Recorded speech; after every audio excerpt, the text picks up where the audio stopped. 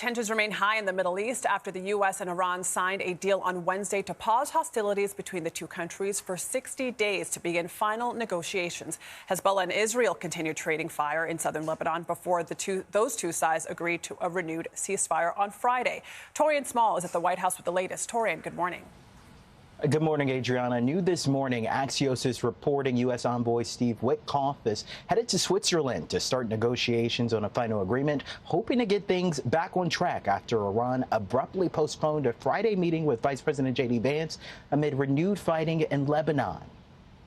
This is a brand new hangar. President Trump rolling out his new Air Force One Friday. With the extraordinary devotion of many of you here today, this plane was transformed into a flying White House at a level of luxury that nobody's ever seen before. A Boeing 747 outfitted in red, gold, and blue, a gift to the president from Qatar worth $400 million.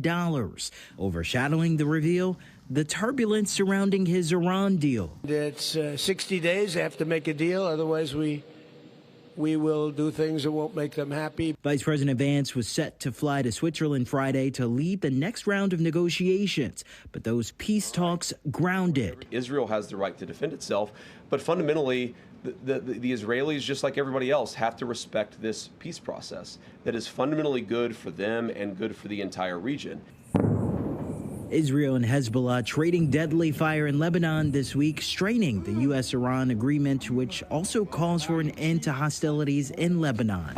Tehran is now demanding guarantees the fighting in Lebanon stops before it returns to the negotiating table. Back home, bipartisan alarm on Capitol Hill. One of the flashpoints, a $300 billion Iran reconstruction fund as part of the agreement. If we give billions of dollars to Iran, that money will be used to murder Americans. And so I don't believe we should do that. Now he's going to allow the Iranians to get hundreds of billions of dollars, sell their, remove sanctions, sell their oil on the open market.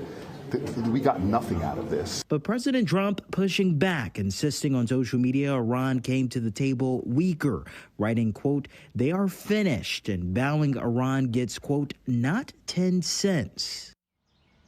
The State Department confirmed the next round of negotiations between Israel and Lebanon is scheduled to start here in Washington on Tuesday. And as for Trump's new Air Force One, it still needs to pass final exams before it can be used to transport the president. Kelly? Torian, thank you so much. For more, we're joined by CBS News national security contributor Samantha Vinograd. Good morning, Sam. Always great to have you when we are talking about these types of subjects. I want to start with this memorandum of understanding. President Trump signed that on Wednesday. In the last few days, so many things have changed about whether negotiations are happening or not. What is your read of the situation and the path towards potential peace?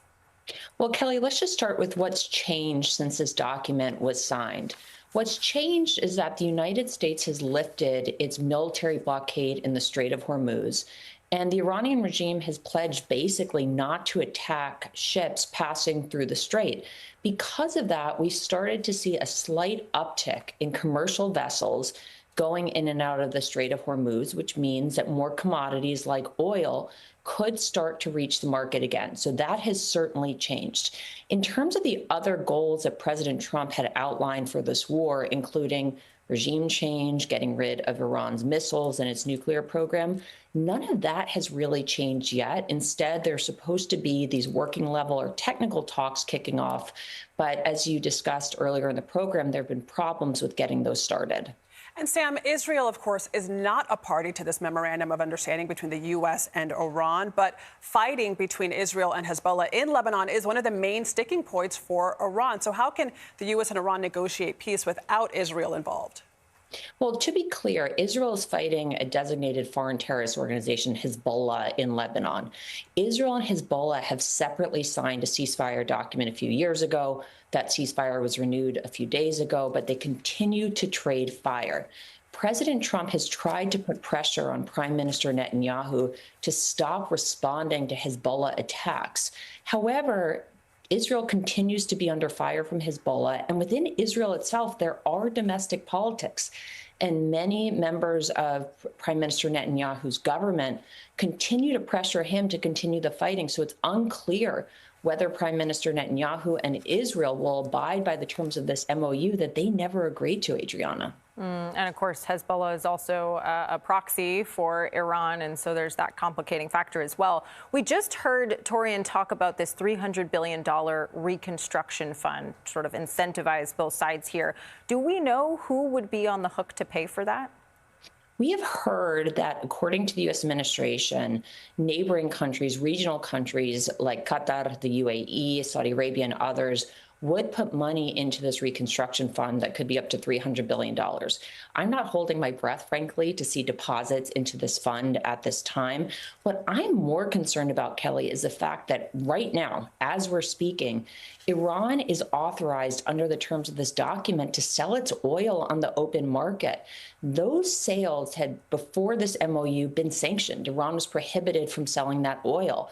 Now they're getting potentially tens of billions of dollars in a windfall of revenues from these oil sales. So they're being enriched for as long as this memorandum of understanding is in effect.